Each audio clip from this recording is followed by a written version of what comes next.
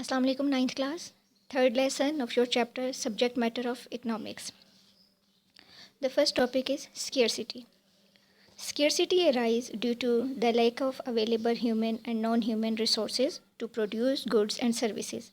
Scarcity does not mean that the available resources are small in quantity, but it means that it is less to meet all the demand for human beings. यानी scarcity का मतलब ये नहीं है कि जो goods आपके पास available हैं वो स्मॉल क्वांटिटी में हैं, बल्कि स्केर्सिटी एक सिचुएशन का नाम है जब आपके पास आपकी डिमांड के मुकाबले में गुड्स कम अवेलेबल होती हैं तो उनको हम स्केर्स कहते हैं, या जो आपके रिसोर्सेज हैं वो आपकी जो अनलिमिटेड वांट हैं उनको फुलफ़िल करने के लिए कम हैं, तो हम कहते हैं resources are scarcer than demand for goods. Okay, तो ये है आपकी स्केर्सिटी, जो कि एक सिचुएशन का नाम है, जबकि क्वांटिटी गुड्स की कम होना स्केर्सिटी नहीं है, बल्कि डिमांड के मुकाबले में उसकी क्वांटिटी का, उसकी सप्लाई का लेस होना जो है वो आपकी स्केर्सिटी कहलाता है. The next topic is price. The value of a commodity when expressed in terms of money is called its price. जब किसी गुड, किसी सर्विस की वैल्यू को मनी की फॉर्म में डिटरमिन कर दिया जाता है तो वो उसकी प्राइस कहलाती है. जैसे एक बुक की कॉस्ट अगर 50 रुपीज़ है तो ये जो 50 मनी की फॉर्म में हम इसको एक्सप्रेस कर रहे हैं ये उसकी प्राइस कहलाएगी. इसी तरह से अगर कोई पेन है, इसकी कॉस्ट जो है वो 10 रुपीज़ है तो ये 10 रुपीज़ जो है ये उसकी वैल्यू को एक्सप्रेस कर रहा है, उसकी वैल्यू बता रहा है, तो ये उसकी जब मनी की फॉर्म में ये एक्सप्रेस कर रहा है उसकी वैल्यू को, तो ये उसकी प्राइस है.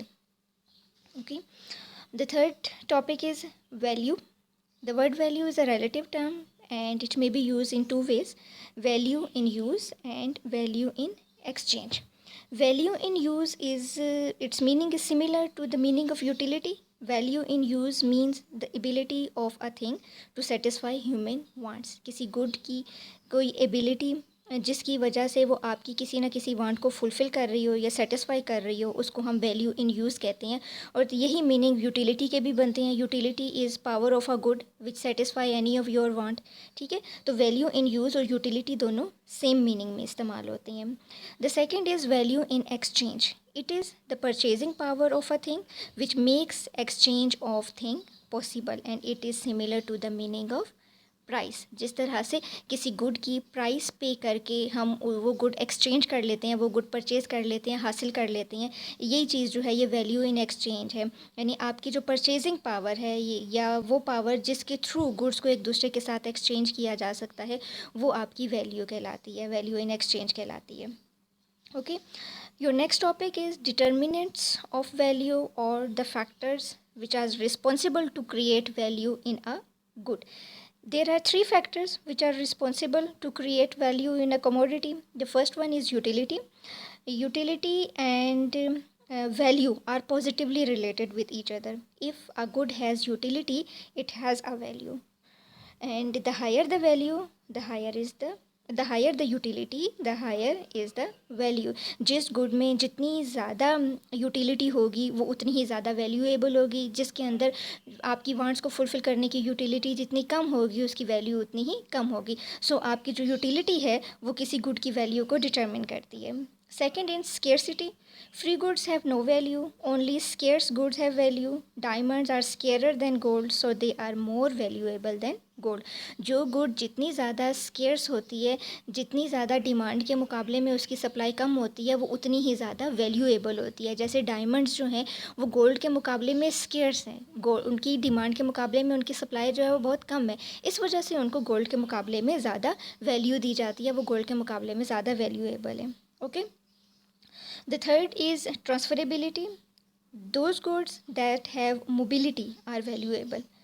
They must be able to transfer from one person to another person, from one place to another place. यानी जो गुड्स मूवेबल हैं उनकी उतनी ही ज़्यादा वैल्यू होती है, जो इमूवेबल गुड्स होती हैं उनकी वैल्यू जो होती है वो कम होती है. सो ये तीन फैक्टर हैं जो किसी भी गुड की वैल्यू को डिटरमिन करते हैं, या इनको हम कहते हैं कि these are the factor which are responsible to create value in a commodity. Okay, next and the last topic is wealth. हम आम ज़बान में वेल्थ किसको कंसिडर करते हैं? जो आपके पास मनी है वो आपकी वेल्थ है, अगर आपके पास कोई फैक्ट्री है तो वो आपकी वेल्थ है, आपका घर आपकी वेल्थ है। यानी ये गुड्स आम ज़बान में तो जनरली तो यही कंसीडर किया जाता है कि जितना ज़्यादा रुपया पैसा आपके पास है वो आपकी वेल्थ है। इकोनॉमिक्स की सेंस में वेल्थ जो है वो थोड़े ब्रॉडर सेंस में ली जाती है। It means all those things which have capacity to satisfy human wants and which are limited in supply, these are called wealth in economic term. तो इस तरह से जो भी गुड आपकी पोसेशन में है, जो आपकी किसी ना किसी वांट को सेटिस्फाई कर रही हैं और सप्लाई उन गुड्स की जो है वो लिमिटेड है, तो वो आपकी वेल्थ कंसीडर होती हैं। ठीक है, तो या हम ये भी कह सकते हैं कि वेल्थ जो ये 3 factor, following factors are included, it is called the wealth. These are the utility, the scarcity and transferability. जिन भी गुड्स के अंदर ये तीनों फीचर्स पाए जाएंगे वो इकोनॉमिक्स की टर्म में वेल्थ कंसीडर होंगी। तो इस तरह से यहाँ पे वेल्थ की आपके पास 4 काइंड्स बनती हैं।